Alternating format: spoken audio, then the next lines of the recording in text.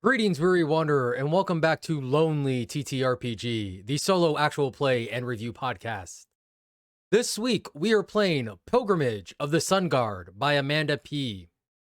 Now, Pilgrimage of the Sun Guard is a solo prompt-based journaling game where you create a sun guard and travel alone on a quest, attempting to hold your code until you reach the end, facing trials and complications along the way.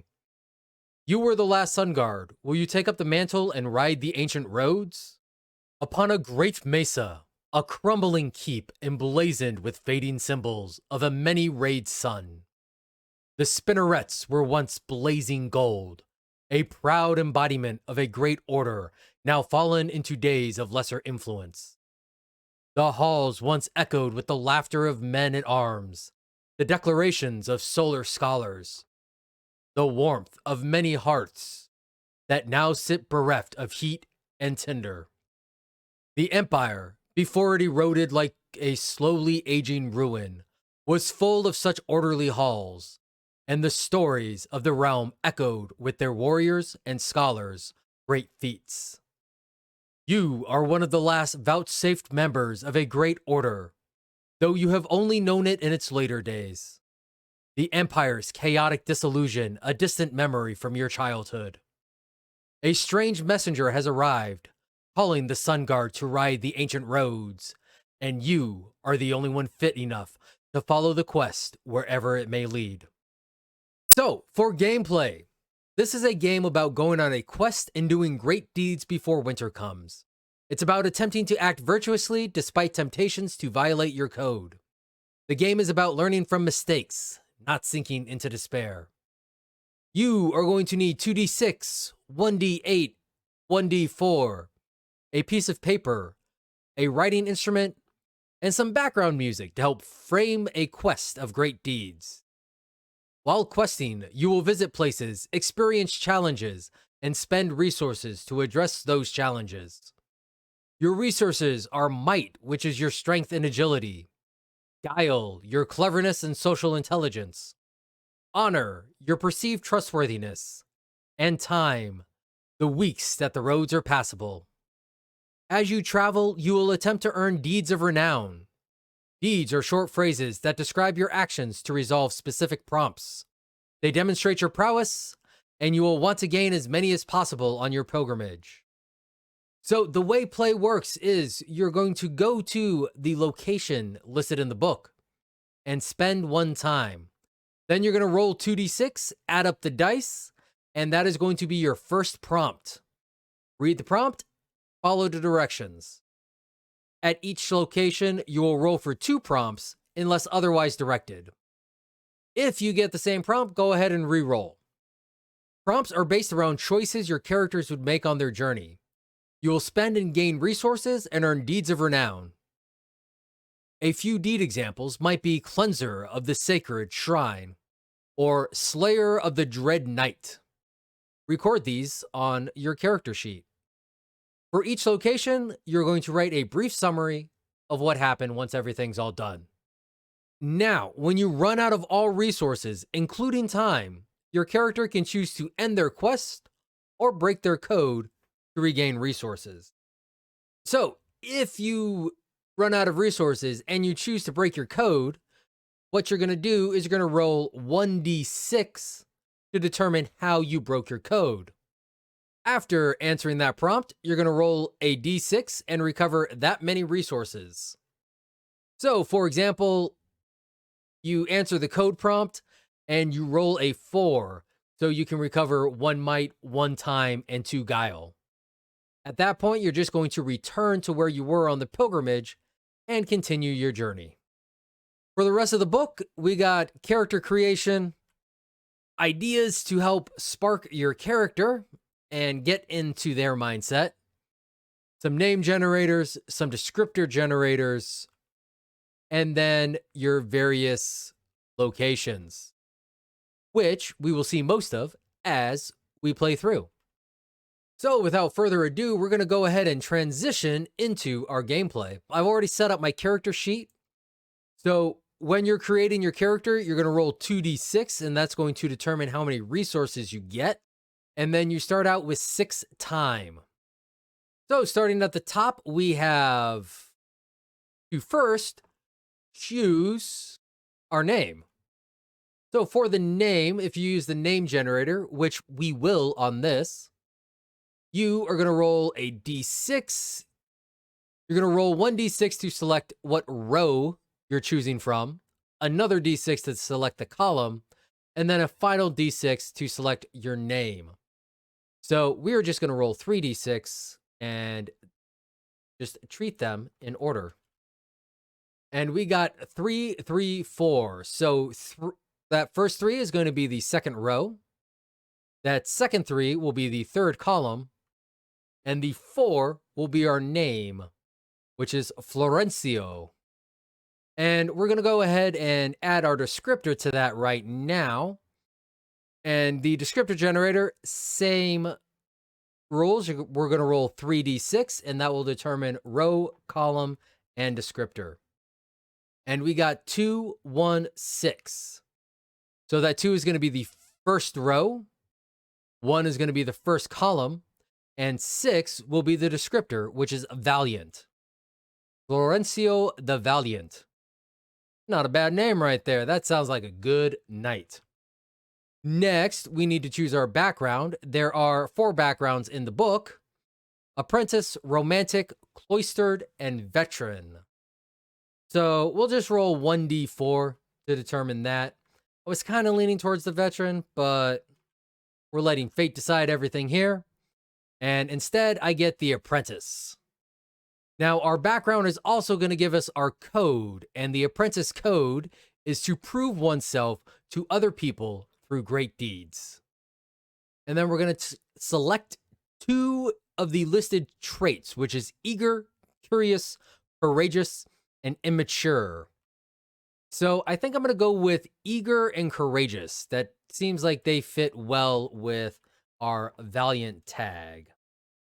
And then finally, our cherished item is listed as a handmade item. So what shall we do for this handmade item? So I think for this handmade item, we are going to go with our cloak. And we made this cloak ourselves, and it is emblazoned with the symbol of the Sun Guard. We are an eager apprentice. We really want to prove ourselves. And as part of that, we use some of our time to make this cloak. We made this cloak. We emblazoned it with the Sun Guard symbol. And that's just part of our attempts at trying to live up to the moniker we have given ourselves as Valiant. Now, what we're going to do is roll 2d6 in order to determine our resource pool size. And we got 1, 1, Snake Eyes. So that is a total of 2 resources. So I think we're going to go ahead and put 1 in might and 1 in honor. Guile doesn't seem like it suits us. I probably should have gone with immature as one of my traits, but we like to think that we are honorable and mighty. It all fits in with the valiant ideals that we're trying to live up to. Unfortunately, as Socrates once said, an untested virtue is no virtue at all, and our virtues are untested. So we don't realize how low they actually are. But the bright side is we will be able to see what happens when we run out of resources, because we are going to run out of resources. Now, there is a page for sparks for character ideas. We're not going to roll on any of those. I think we already have a pretty good idea of who Florencio is. He is a young man who has read the stories, who knows the Sun Guard by reputation, and he wants to prove himself as worthy of being a part of it, and wants to be seen by others as worthy of being part of the Sun Guard. And with that, we start off with our departure. Censers of smoke and beeswax candles burn in the remote mountaintop shrine of the Sun Guard. The sun hangs low, waiting to rise on the horizon. The sword-stained Azor's blade heavily presses on each of your shoulders as you kneel on the cold slate tiles. Placing the sword down, the sword saint declaims thus, voice echoing in the smoky hall. The messenger has come. The signs are here. It is time to reclaim the ancient right of the Sun Guard, to pilgrimage to our ancient shrine in the Frost Cliffs, to declare the deeds done in the light of the sun. Go, ride the ancient roads, do right by all you meet, be valiant, be true, hold to your code. Anointing your forehead in oil, the Sword Saint declares in a singing tone the visions and signs for your vouchsafed quest, the signs of the sun you are under. And now we get to roll for those. So that's going to be 2d8, and we got 5 and 7. I see abundant hope. I see rushing water over worn stones. And if we have a chance to incorporate the prophecy's motif into a prompt response, we can avoid marking one resource. We can do this once per motif. So that's nice. That's actually going to be really helpful, as I don't have a whole lot of resources. So being able to use these two in order to avoid losing some resource, going to be very helpful. And with the Sword Saint's words ringing in your ears, you mount your horse and depart, riding over the edges of all you have known down the rough mesa roads to the great beyond. How do you feel leaving everything behind and heading into the unknown? So Florencio, I think, is feeling kind of nervous right now. It is the start of my journey. I do not know how long it will take. I only know the road. A road that I have never known, except through story and fable. My whole life I have waited for this chance, for this opportunity. And now at last it is upon me. I will not fail my order. I will not fail the Sun Guard. I will uphold the Sword Saint's words.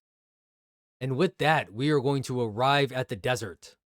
The desert lies before you and across the edges of your memory. The wind, sand, and heat consuming your thoughts. You remember your last crossing, the grit and danger, and steel yourself. Mark one time and roll 2d6 to find our prompt. So already we are down one time, and we are going to roll 2d6. And we got a total of 6 on that. So with 6, a grove of large cacti, giant yellow eyes looking curiously from the hollows as the sun sinks below the horizon. They want tribute and whisper such in the depths of your mind. Do you make an offering? If not, how do their eyes haunt your dreams? And spend one resource. As I travel to the desert, I find some solace in a grove of cacti.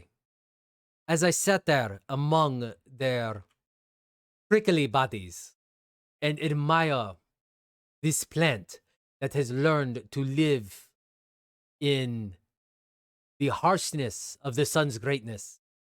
From the darkness, I see these yellow eyes stare out at me. Inside my head, they demand the tribute. Give it to us. We demand it. We need it. Must offer to us if you wish to safely pass. For this, I have nothing to give, nor would I, if I did.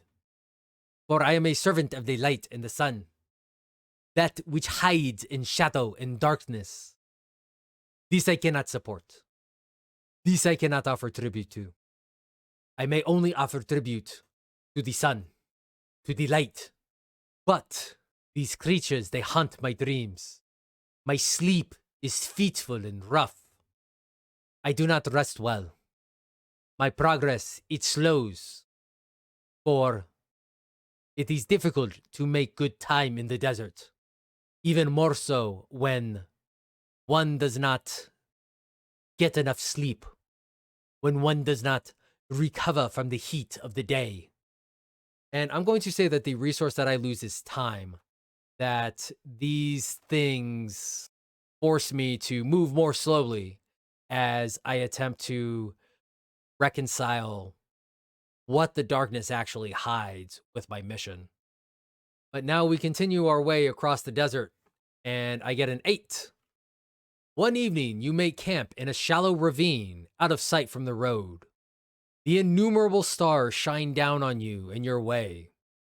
What do you think about? Do you wonder if you are seeing the same stars? Regain 1 resource. Outstanding. So I'm gonna go ahead and put that resource under honor as Florencio beds down for the night and stares up into the vastness of the cosmos laid out before him. It has been so long since I have truly looked up upon the heavens and seen such a sky. While our sanctuary atop the mesa offers a similar view, it is easy to lose yourself in the work and forget about the natural beauty that is around us, to forget that even in the dark of night, the stars shine upon us as our great star shines down on us during the day. 1,000 suns blaring down with their protecting light. And with their view, I rededicate myself to my mission. I rededicate myself to that which I seek. For it is important that I accomplish this, that the sun guard rises again. As the sun shall rise in the east, so too shall the sun guard rise once more. And after days of riding through the desert, we finally see its edge and we move towards it, crossing the threshold into the shadowy pines, where the air is clean and smells of sap. Drips of yesterday's rainfall fall slowly down onto your head from the trees. The sun seems far away now, though through the tightly woven boughs. Mark 1 time and roll 2d6. So our first prompt is going to be an 11. The clattering of wooden wheels greets your ears as a humble cart drawn by a donkey approaches you. Pushing her glasses up and blowing a curl out of her face, a clear voice lets you know she's heading to assist a remote family with a birth. She shares a poultice with you before she heads on her way. Regain 1 resource. So I'm going to say that this resource is time. We're going to give myself some more time here. Moving from the desert to the pines, it was almost concerning, for the sun, it became so far away. It seemed so far away, hidden as it was by the trees. But the refreshing rainfall soothed my parched lips, and as I traveled along the path, I met a woman, a healer, who shared with me some medicine, and that helped to ease the aches and pains of the desert crossing. It helped to ease my mind of the concerns that those shadowy creatures and the cacti had given me. And with renewed spirit, I was able to quickly move along the path. For the road did not feel like such a burden in this area. And though the sun was far away, the light still shone down upon us. And for our second task, we got an 8. Lighting on the edges of your vision, a phantasm leads you to a rotting ledge. Inside, a skeleton wearing a dusty sleep robe lies fallen, a still full tobacco pipe lying on the floor. Profound longing fills the air. How do you appease the spirit so that it may find rest? And we will spend one resource here, and that resource I think is going to be honor, as Florencio kneels over the skeleton and performs a ritual. We're going to have, we're going to have Florencio. He's going to pull the skeleton out of this rotting lodge so that it may be bathed in the light of the sun. And he's going to perform the funeral rites for this poor thing that has fallen. It is a terrible thing for a creature, for a man to die and remain in darkness. May the light of the sun shine down upon your form and give you the rest and peace that you desire. May the pain that has clung to you, like the dew of the morning, be burned away in the sun's glory, so that you may find rest, so that you may find peace, and so that your torment may finally end. And like a mist evaporating in the morning sun, so too does the phantasm evaporate as it drifts upward. And as we perform this funeral rite, I think that because we are providing hope to this spirit, that we're actually going to activate our abundant hope sign. And we will use that in order to maintain our 2 honor. So we're actually not going to spend any honor on this resource because, again, it is tied in with our abundant hope prophecy. And with that, we also get ourselves a deed of renown. So I think that deed's going to be the Soother of Spirits. So we are now Florencio the Valiant, Soother of Spirits. But we continue our travels, we continue our journey, and we soon reach the edge of the forest and come upon a valley. Rushing water over stones and through the reeds. Creeks join to great rivers flowing down from the frost cliffs beyond. Blooms surround you in the great river valley. Mark one time and roll for your prompts. So rolling 2d6 for our first prompt in the river valley. We got 9. Chanting and self-flagellating. A group of monks in rough brown robes approach where you've made camp. They demand that you serve as their guardian until they reach the next town. Their capacity for violence is clear. How do you continue your quest while navigating their demands? Nothing like being waylaid by some monks. So we're supposed to spend 1 resource and 1 time for this. We're going to go ahead and use our other prophecy. So we cannot outright refuse the monks. However, we are going to use some honor and speak with them. You men of the cloth who come to spread the holy word. You come and you make demands of another. This is not right. This is no good. For this is not the way of aid and the way of the gods. For the gods are like the rushing river carrying us along. And when we stay in the river and we work together, we are part of the river and we are part of the plan of the gods.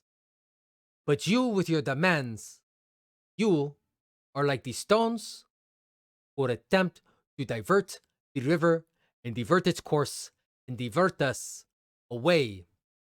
And you think that just because you're in the river, that you are executing the will of the river when you are not.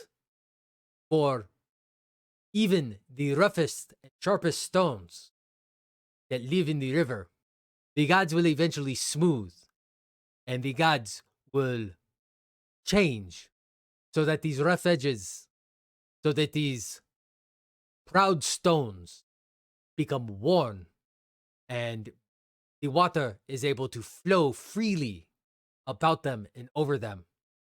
So while you may think that you are the rough stone now, this I promise that you will soon become the worn stone if you do not turn away from this path and rejoin the river and the will of the gods.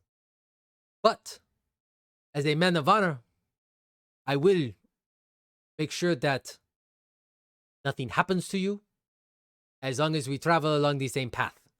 But to divert myself away from the river because a stone has appeared before me, this I cannot do. And so I think the monks will feel properly chastised, and we will escort them along the way, but we do manage to get a little bit of respect, a little bit of begrudging respect, and they do not impede our progress, for they recognize that we too are on a holy mission. So they do not cost us any time. And we also gain another deed of renown for this. And what should this be? We're going to go with Speaker of the Divine Word because we did use our prophecy and we did appeal to the religious nature of these monks. So Florencio the Valiant, soother of spirits and speaker of the divine word. Now, for our next task, we got a 5. Acrobats and colorful performers have set up a theater. The play is a farce critical of the local nobility. Some guardsmen approach, grim eyes and sharp blades ready. How do you help the performers escape? How does someone get hurt through your helping? Spend 1 resource and gain a deed. So this seems like a pretty clear might expenditure, as Florencio interposes himself between the guards and the performers. You will stand down, for this is nothing but an act, a play, and if the play is critical, so what? It is nothing but words. If the great are truly great, then these words, they cannot hurt. These words, these acts, they cannot do anything. All they can do is expose the truths that some wish to keep hidden. But to keep things hidden is an act of the shadow, and those who walk in the light, they fear not what is hidden, for nothing is hidden from the light. And Florencio will draw his sword and stand before the guards. And I think there's going to be a little scuffle. I think one of the guards ends up getting hurt during the scuffle. The performers are able to get away, and Florencio has now definitely done a great deed in front of others, like in front of others who were actually likely to speak of it, because the previous deeds that he did were all relatively minor. I mean, yes, he brought the monks into the town where the performers were performing at, but the monks, they don't seem like the type to go around and talk about how their change of heart came about. And, helping the spirit was a profoundly personal thing that I think Florencio only did because others would have run away from the spirit. But this was a chance for him to stand up in front of armed assailants and protect some normal people. And the fact that they were actors and bards would definitely help out, as they would spread the word. Who knows, this may become a play later on with Florencio as the star. But as for our deed, we're going to go with Protector of the Poor. Not poor. Me and my need for alliteration.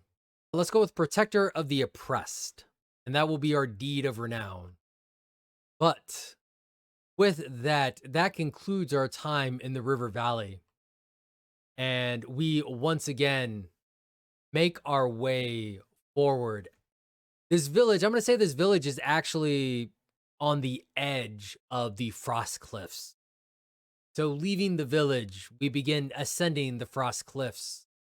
The late autumnal wind shrieks through your bones as you begin your climb, with foreboding clouds threatening snow to cover the trail in the coming hours.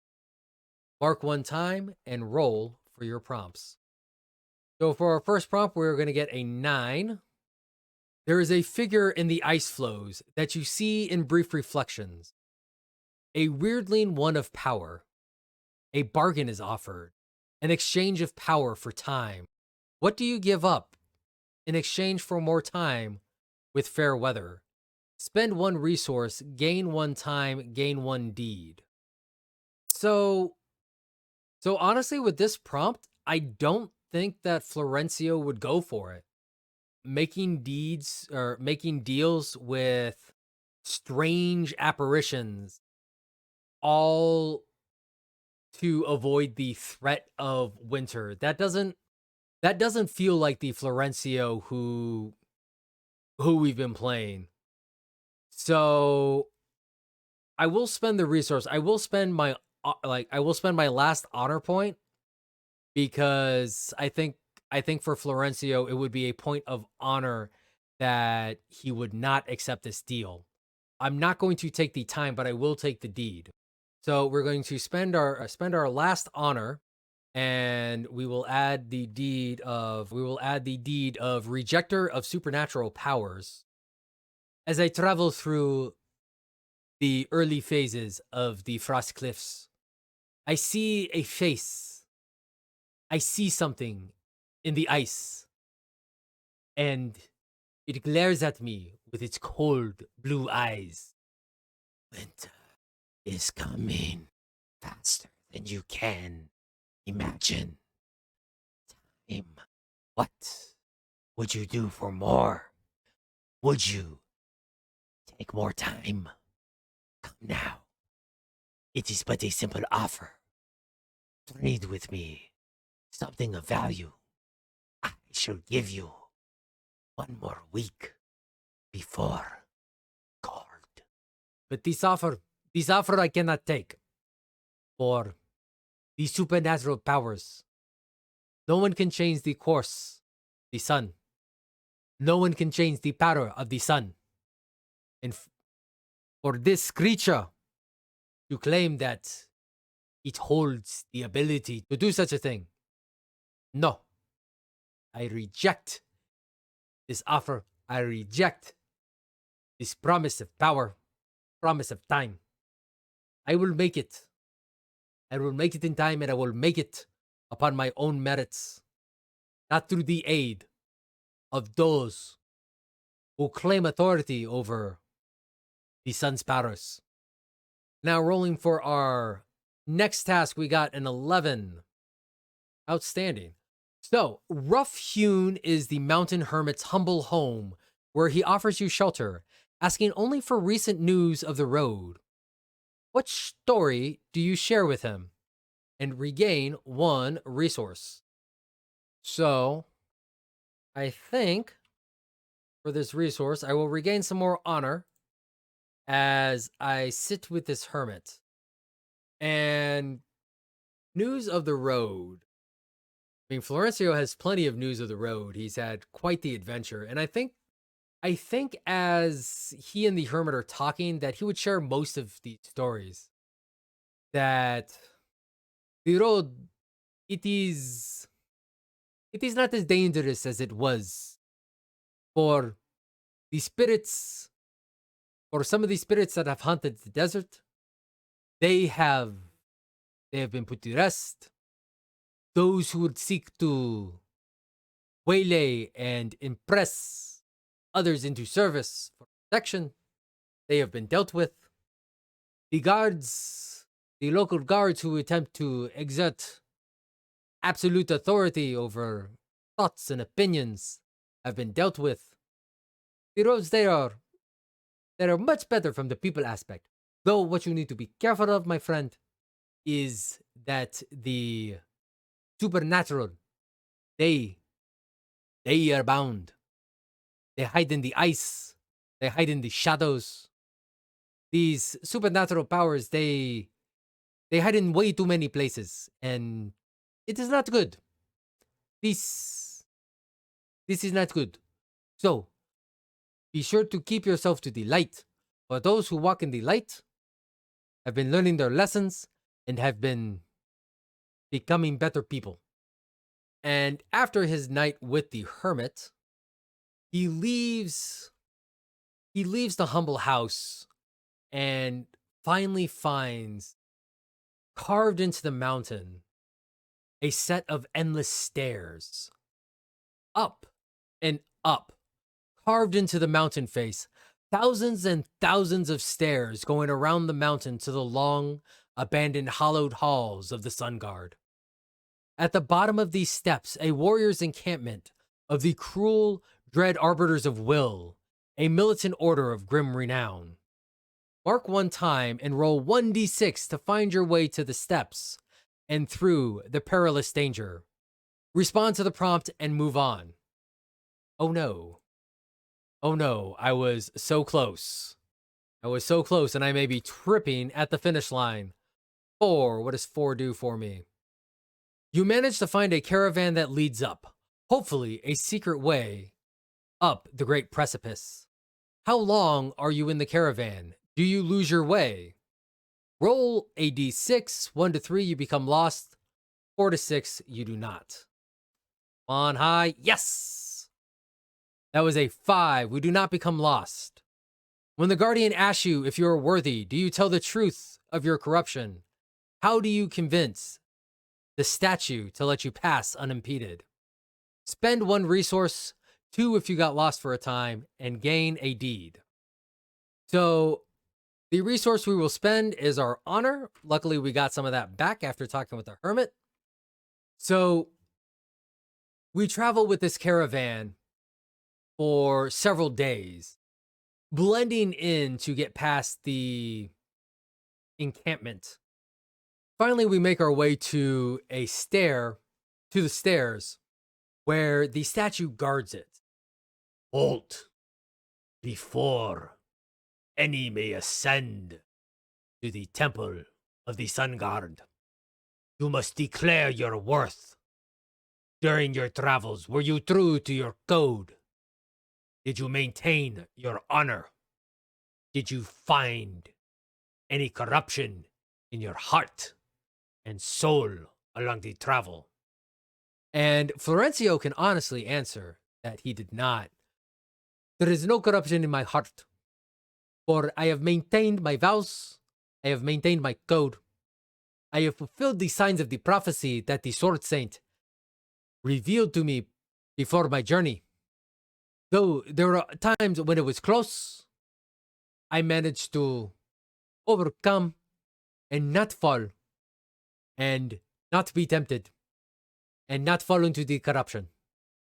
And the stone statue, we will say, stands motionless and quiet for a minute before the sound of grating stone fills the area as it twists to the side, allowing us to pass. And with this, we gain 1 final deed, and we're going to go ahead and call that deed the Uncorrupted, for we did not fall to corruption. And as we climb the stairs, we finally reach the shrine of the Sun Guards, standing proudly at the top of the mountain, surveying the lands the Order once held guardianship over. Years, wars, and opportunistic thievery have damaged the Great Hall.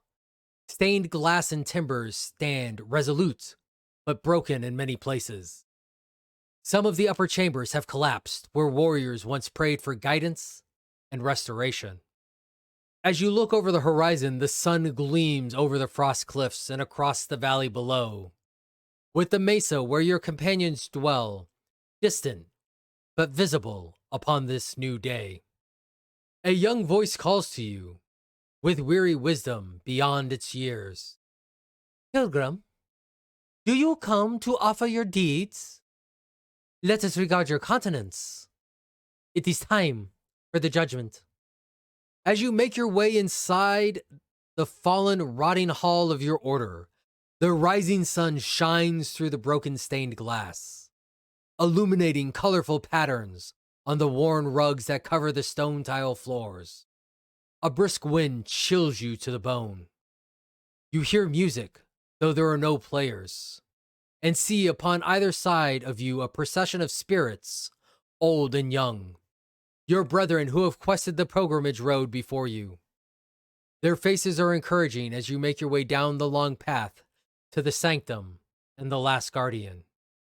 At the center of the sanctum stands a giant brazier, which roars heartily with flame. A voice cries out to you. Have you fallen low? What are your failures? What did you learn? And at this point, we would read aloud the moments where our code became corrupted. However, that did not happen for us. So we would answer, I have not fallen low. I have maintained my code. I have maintained my continence. I have served with true faith of the sun god. What deeds have thou wrought, pilgrim? Declare them. And as we declare our deeds, after each a great shout comes from the assembled spirits, and the fire pops with furious joy. I am Florencio the Valiant, the soother of spirits, the speaker of the divine word, the protector of the oppressed, the rejecter of supernatural powers, the uncorrupted. When you are finished, you feel a warm embrace and hear the whispered words, It is finished. As you open your eyes, the spirits have departed. The shrine is now made whole, as it would have been in the glorious days of your order, sanctified. What happens next is for you and your companions to decide. The Sun Guard's place in this new world order is yet to be forged. And that is Pilgrimage of the Sun Guard. So this is a lot more in-depth of a journaling game, where most of the other journaling games that we've done here have been very, very built along having a lot of prompts, but a lot of those prompts being not necessarily connected to anything. This narrowed the prompt range down to specific areas, and that allowed for those prompts to be able to be strung together for a definitely more cohesive story. And we were able to get quite the cohesive story in this as Florencio conducts his pilgrimage. And so, yeah, no, this was definitely really nice. This was definitely really fun. It was definitely great to have just that story and that narrative come out without relying on a lot of ingenuity and connecting pieces. So that's definitely a strength for this. Now, also kind of a weakness because the replay value for this seems a lot lower. Just because when you do have those random prompts and those random prompts aren't necessarily like designed to be strung together, finding ways to connect that adds to the enjoyment of the game and gives you a reason to go and try again, because even if you get some of the same prompts, you're going to get new ones, and so that's going to drastically affect how that story occurs. With this you do have the limited and I say limited prompts, you have 11 prompts per section and 4 sections. So, yeah, you have 44 prompts total on this, but you can only get 11 at a time or for each section, and you're rolling 2 of those. So there are only so many combinations you're going to get. But despite all of that, it does allow you to create that stronger story easier. So if you are new to journaling games, this is definitely a good one to check out, because it does have a lot of strong narrative ties that helps out with that. And then of course, like with any journaling game, go as in depth as you want. I was a little bit extra on this, I'm not gonna lie. I I did go a little bit extra with the descriptions, and the responses to the prompts. But that's because that's my enjoyment for this game, and that's how I find fun in these journaling games. But like I said, really strong ability to build that narrative. Great for people who haven't done a lot of journaling games, who want to check out journaling games and kind of see what it's all about, and like just really get that experience. So, if you would like Pilgrimage of the Sun Guard, you can find it on itch at weirdwonder.itch.io/sunguard. It is currently $8, but definitely go check it out. This is definitely a fun game. I did manage to pick it up in a bundle, so they do bundles. So if nothing else, put it on your wish list, wait for it to pop up in a bundle. However, great game. Go check it out. Tell Amanda that Steel Stash sent you. And remember, I must ask y'all to stay awesome. You've been listening to Lonely TTRPG, the solo TTRPG live play and review. If you've enjoyed this episode, please leave us a review. You can also reach us at Twitter at BDDC_pod or at Black Dragon Dungeon Company at gmail.com. If you really like us, you can consider supporting us on Patreon at patreon.com/Black Dragon Dungeon Company. Thank you so much.